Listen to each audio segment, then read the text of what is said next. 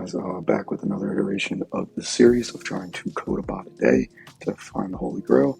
Not going to be a ton of talking in this one just because, I kind of already explained what the series is and what we're doing. So if you have any questions about that or haven't seen the first episode of the series, definitely check that out. I'll link that here. But that being said, what I'm doing today is I'm actually just trying to try a different idea at getting at the natural gas in West Texas.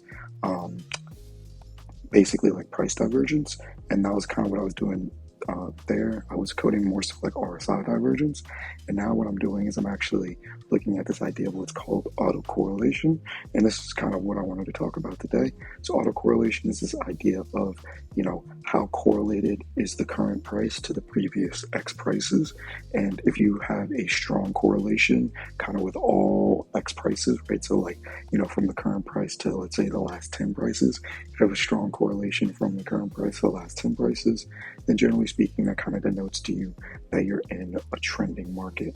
So I'm kind of trying to think of different ways to do that and employ that and kind of just use that as more of a market regime setting idea and kind of going forward with that. But that's what I'm coding here. And really what I'm doing is I'm trying to just like visualize stuff because I've never really messed around with this idea of autocorrelation, and I want to just kind of see it before I try to just code it and quant connect. And so kind of understand what should be happening and, just to make sure that things were happening as they should be, right? And happening in the right areas.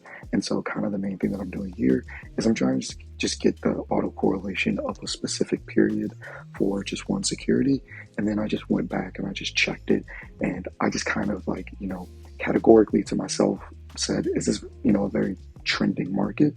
And, I saw that playing around with this whole threshold of autocorrelation, how correlated something has to be.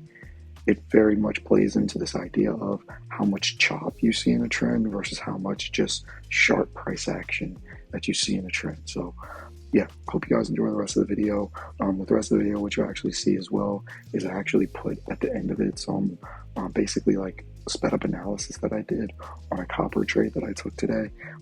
It ended up being a winner on this day, and then I ended up taking another one, on yesterday, and then I ended up taking another one today. That also ended up being a winner. So yeah, hope you enjoy that as well. And then I'm going to be posting up the actual analysis from the trade from today, and the trade from yesterday should already be posted on the channel. So if you want to check that out, feel free. But I hope you guys enjoy it, and check in again next time.